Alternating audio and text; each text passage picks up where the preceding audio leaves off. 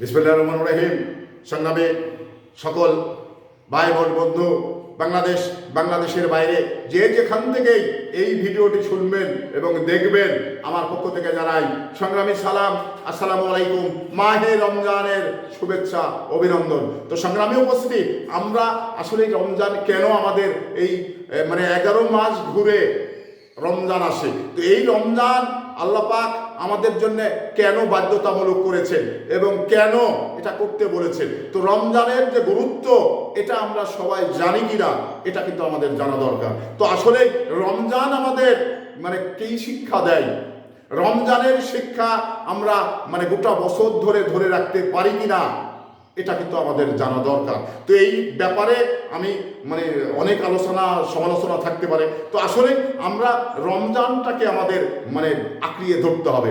এই 1 মাস যে আমরা রমজান পালন করব, সিয়াম পালন করব, তো সেই সিয়াম গুরুত্বটা যদি আমাদের ভিতরে না তৈরি হয়, তাহলে কিন্তু এই রমজান বা সিয়াম পালন করার শতভাগ সার্থকতা আপনি পাবেন বা পেলেন এরকম মনে হয় না। তো আসলে আসুন আমরা রমজান বা সিয়ামটাকে যেভাবেই